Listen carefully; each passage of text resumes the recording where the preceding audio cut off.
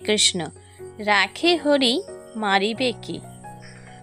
বৃন্দাবন লীলায় ভগবান শ্রীকৃষ্ণের মাতা এবং কংসের ভগিনী দেবকীকে তার স্বামী বসুদেব সহ কারাগারে অবরুদ্ধ করা হয়েছিল।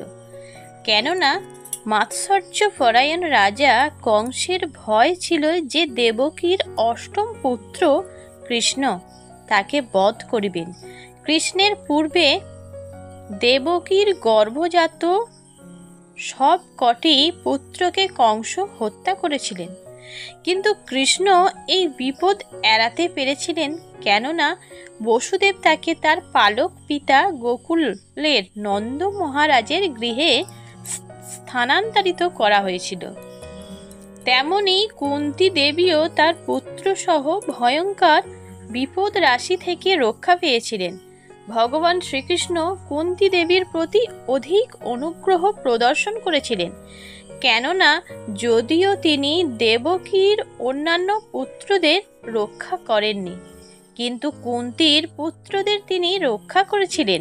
তিনি তা করেছিলেন কেননা দেবকীর পতি বসুদেব জীবিত ছিলেন, কিন্তু কুন্তী দেবী ছিলেন বিধবা এবং কৃষ্ণ ছাড়া তাকে সাহায্য করার মতো আর কেউ ছিল না। অতএব সিদ্ধান্ত হচ্ছে যে যারা অধিক বিপদগ্রস্ত, কৃষ্ণ তাদের অধিক অনুগ্রহ করেন। কখনো কখনো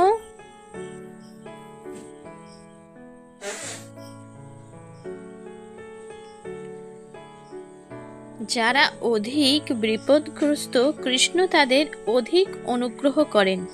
কখনো কখনো তিনি তার শুদ্ধ ভক্তদের এই রকম বিপদে ফেলেন, কেননা সেই অসহায় ভক্ত ভগবানের প্রতি অধিক অনুরক্ত হন। ভক্ত ভগবানের প্রতি যত অনুরক্ত হন, তার সাফল্যও কিন্তু তত বেশি হয়। যেমন ভগবান শ্রীকৃষ্ণ দুর্যোধন দ্বারা বিষ মিশ্রিত খাদ্য থেকে পাণ্ডবদের রক্ষা করেছেন, যতুগৃহে মহা অগ্নি থেকে তাদের রক্ষা করেছেন, বনবাসে থাকাকালীন নরখাদক রাক্ষস থেকে রক্ষা করেছেন, পাপ চক্রাময় সভা থেকে দ্রৌপদীর সম্মান রক্ষা করেছেন, বনবাসের বিভিন্ন দুঃখ কষ্ট এবং যুদ্ধে বহু মহারথীর প্রাণঘাতী অস্ত্র সমূহ থেকে পাণ্ডবদের পরিত্রাণ করেছেন। এমনকি অশ্বত্থামার ব্রহ্মাস্ত্র থেকে উত্তরা সহ তার পুত্র পরীক্ষিত মহারাজকেও রক্ষা করেছেন। পাণ্ডবরা যে ধরনের বিপজ্জনক ঘটনা পরস্পরায় সম্মুখীন হয়েছিলেন, তারা সবগুলি বিপদ থেকে ভগবান শ্রীকৃষ্ণ তাদের উদ্ধার করেছেন। দেবকী একবার তার ঈর্ষাপরায়ণ ভ্রাতার কংসের দ্বারা সংকটাপন্ন হয়েছিলেন। তা না হলে তিনি ভালোই ছিলেন, কিন্তু কুন্তী দেবী এবং তার পুত্ররা বছরের পর বছর ধরে একের পর এক দুঃখ দুর্দশার সম্মুখীন হয়েছিলেন। দুর্যোধন এবং তার দল তাদের নানা প্রকার অনিষ্ট সাধনের চেষ্টা করেছিলেন এবং প্রতিবারই ভগবান শ্রীকৃষ্ণ তাদের রক্ষা করেছিলেন।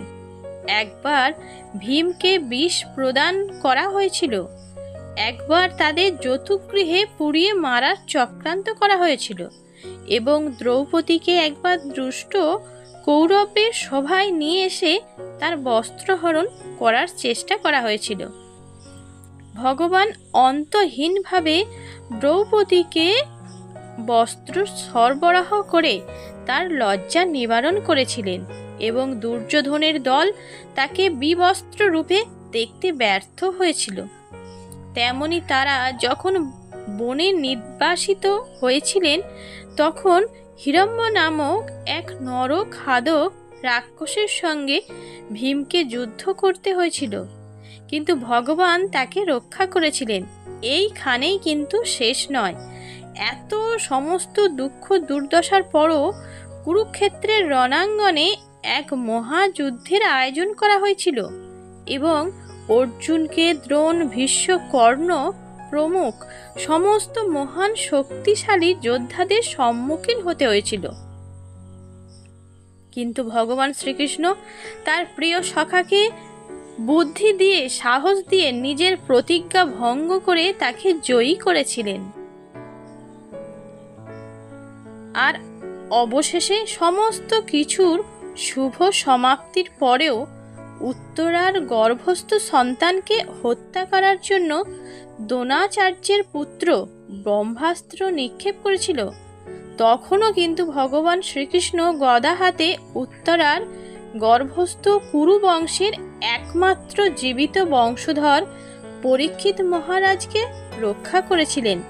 তাই আমাদেরও কুন্তী দেবীর মতো, কুন্তী পুত্রদের মতো ভগবান শ্রীকৃষ্ণের প্রতি আসক্তি থাকতে হবে।